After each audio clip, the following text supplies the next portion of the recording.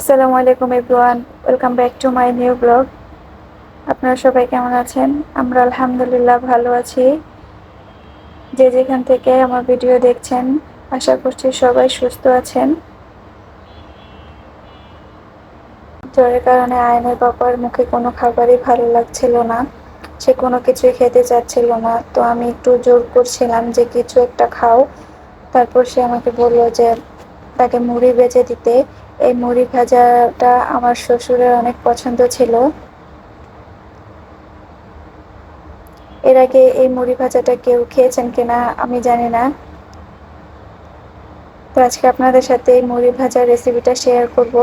অনেকে তো ভাত ভাজা খেয়েছেন, তো এই মুড়িটা ভেজে খেয়ে দেখবেন, ভালো লাগবে। তো প্রথমে আমি মুড়ি নিয়ে নিয়েছি এক বাটি, তার সাথে কড়াইতে তেল দিয়ে, তো প্রথমে পেঁয়াজ দিয়ে দিয়েছিলাম, কিন্তু প্রথমে শুকনো মরিচটা দিলে ভালো হয়। শুকনো মরিচটা একটু ভেজে তারপর পেঁয়াজ দিতে হয়। তো আপনারা যখন এই মুড়ি ভাজাটা ভাজবেন তখন এভাবে করবেন, প্রথমে তেল দিয়ে তারপর শুকনো মরিচ দিয়ে তারপর পেঁয়াজ দিয়ে একটু ভেজে নেবেন। পেঁয়াজটা বেশি লাল করা যাবে না, এতে করে পেঁয়াজ তিতা হয়ে যায়। তো আমি ভিডিও করতে করতে আমার পেঁয়াজটা আবার এদিক দিয়ে লাল হয়ে গিয়েছে।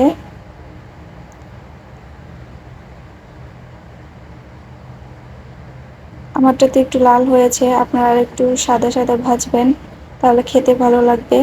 তো তারপর একটু লবণও দিয়েছিলাম, তারপর মুড়ি দিয়ে 2 মিনিটের মতো ভাজলেই হয়ে যায়।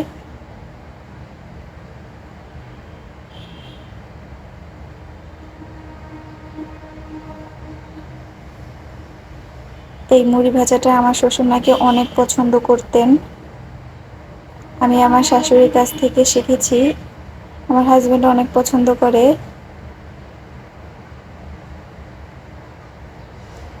তো আপনারা এটা ট্রাই করে দেখতে পারেন যে কেমন লাগে। দেখতেই পাচ্ছেন যে আমার পেঁয়াজগুলো একটু লাল হয়ে গিয়েছে, একটু তিতো লেগেছিল।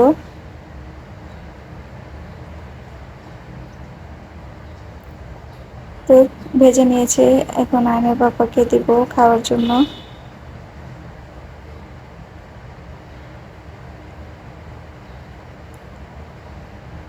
শুকনো মরিচ একটু কম নেবেন, ঝাল বুঝে দিতে হবে। আমার শুকনো মরিচটা তেমন একটা ঝাল না, এই জন্য আমি একটু বেশি করেই দিয়েছিলাম। এই ভিডিওটা ছিল আয়নের বাবাকে নিয়ে যেদিন হসপিটালে গিয়েছিলাম তার আগের দিন রাতের বেলার ভিডিও, মানে সন্ধ্যার সময় করেছিলাম এই ভিডিওটা। 2 দিন কোনো ভিডিও দিতে পারিনি, আয়নের বাবার অসুস্থতার জন্য। আয়নের বাবাকে নিয়ে একটু ব্যস্ত ছিলাম, তাকে নিয়ে হসপিটালে গিয়েছিলাম। সে তো হসপিটালে যেতে চাচ্ছিল না, তো জোর করেই নিয়ে গিয়েছি। আয়নের পাপার জ্বর থেমে থেমে আসছিল, মানে ওষুধ খেলে 4-5 ঘন্টার মতো জ্বর থাকে না, কিন্তু শরীরে ব্যথা ছিল প্রচুর।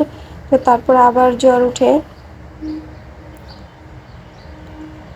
আমরা তো ভেবেছিলাম হয়তো ডেঙ্গু বা অন্য কিছু হবে, তবে আল্লাহর রহমতে এসব কিছুই হয়নি, আলহামদুলিল্লাহ। আয়নের পাপা এর আগে কখনো এত দিন অসুস্থ থাকেনি। হ্যাঁ, তার জ্বর আসতো, তবে 2 দিনের মতো থাকতো, তারপর ভালো হয়ে যেত। কিন্তু এবার তো আজকে নিয়ে সেই শুক্রবার থেকে তার জ্বর, আর আজকে হচ্ছে শুক্রবার, প্রায় 8 দিন হয়ে গেল।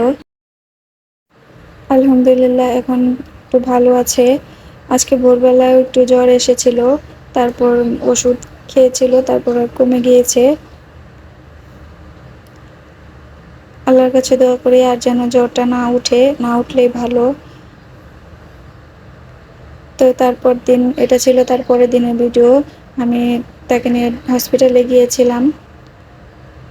তো ডক্টর তাকে প্রথম দেখে ভেবেছিল যে হয়তো তার ডেঙ্গু হয়েছে। জ্বর আসার 5 দিন পর ডক্টরের কাছে যাওয়ায় ডক্টর দেখে বলছে যে এতদিন ধরে জ্বর, তোমরা এত দেরি করে আসছো কেন? এখন তো অনেকেরই ডেঙ্গু জ্বরের সমস্যা দেখা দিচ্ছে, এভাবে তো আর বোঝা যাবে না যে কি সমস্যা। তাই ডাক্তার তাকে অনেকগুলো টেস্ট দিল। ব্লাড টেস্ট, ভিটাল টেস্ট, তারপর হচ্ছে এক্স রে, ইসিজি, অনেকগুলো টেস্ট দিয়েছিল করার জন্য। আলহামদুলিল্লাহ সবগুলো টেস্টই ভালো, সবগুলো পরীক্ষার রিপোর্ট ভালোই এসেছে আলহামদুলিল্লাহ। শুধু এটাই ধরা পড়েছে যে তার জ্বরটা হচ্ছে ভাইরাস জনিত জ্বর।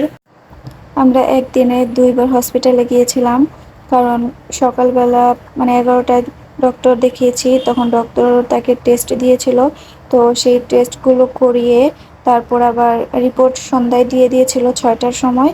তো আমরা আবার 6টার সময় গিয়ে 7টার দিকে আবার ডক্টরকে রিপোর্টগুলো দেখিয়ে তারপর বাসায় চলে এসেছিলাম। তো সকালবেলা ডক্টর দেখে আসার সময় সে কদবেল দেখে তার কদবেল খেতে ইচ্ছে করেছিল, তাই তার জন্য আবার 2টো কদবেলও কিনে নিয়েছিলাম। তো আমার হাজব্যান্ডকে দেখতে আমার আম্মু, আমার ছোট বোন সবাই এসেছিল। ওরা এসেছিল সকালবেলা, তো ওদেরকে বাসায় রেখেই আমি হসপিটালে গিয়েছিলাম। আবার বিকেলের দিকে আমার নানু আর নানাও এসেছিল, আমার ননাস আর বাগ্নিও এসেছিল। ওদের সাথে আমাদের দেখা হয়নি, আমরা হসপিটাল ছিলাম। তো তারপর ওরা আবার সন্ধ্যার পর আবার আসছিল আয়ানের পাপাকে দেখতে। আর এই যে হুমায়রা আর আয়ান, আয়ানকে বাসায় রেখে গিয়েছিলাম আম্মুর কাছে। তো এসে দেখি দুটোতে মিলে খেলাধুলা করছে, দুটোতে একসাথে হলে অনেক মজা করে। হুমায়রা আমার বাসায় আসলে আয়ানের এই পুতুলটা নিয়ে অনেক খেলবে,